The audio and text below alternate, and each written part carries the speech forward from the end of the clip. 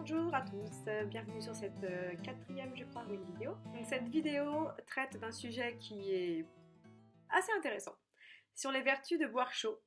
Donc nous allons voir tout de suite de quoi il s'agit. Vous avez remarqué, si on y réfléchit bien, que dans les pays chauds, en général, on boit plutôt chaud. On a tendance à vouloir boire froid quand on a chaud pour se rafraîchir, et alors qu'en fait, si on réfléchit bien, lorsqu'on boit froid, notre corps, donc il a 37 degrés environ, il a tendance à consommer de l'énergie pour finalement réchauffer le froid qu'on a mis dans notre corps, pour le mettre à température. Donc on fait souvent l'erreur. En fait, ça refroidit sur l'instant, ça nous fait du bien, mais au final, ça nous fait produire, enfin, utiliser de l'énergie qu'on pourrait utiliser pour autre chose. Alors que si l'on boit chaud, dans notre cerveau, en fait, il y a donc des capteurs qui renvoient, qui vont envoyer le système de sudation qui sert donc à rafraîchir le corps. Donc c'est plutôt plus, on va dire, pertinent de boire chaud lorsqu'il fait chaud. C'est ce que les Bédouins font avec leur thé à la menthe, c'est ce que les Sud-Américains font avec le maté, les Asiatiques avec le thé, etc. Et donc, quand je dis boisson chaude, ça peut être donc effectivement du thé, des infusions. Après, on peut aller découvrir un petit peu les vertus et les goûts de différentes plantes. C'est en fonction de nos besoins. Mais voilà, c'est plutôt pertinent si on réfléchit bien de boire chaud plutôt que de boire froid.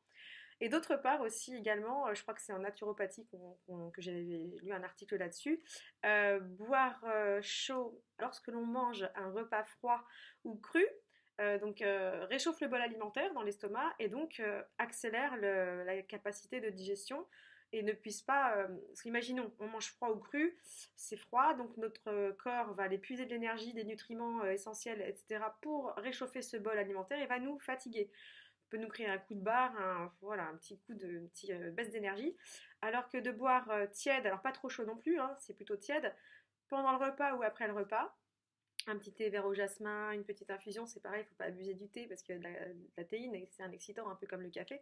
Ça peut être aussi une bonne chose pour faciliter la digestion. J'espère que cette petite information vous aura appris quelque chose. En tout cas, moi, quand je l'ai appris, j'étais bien contente. Et oui, une dernière chose, les thés en sachet, je n'en utilise pas souvent, mais parfois c'est bien pratique.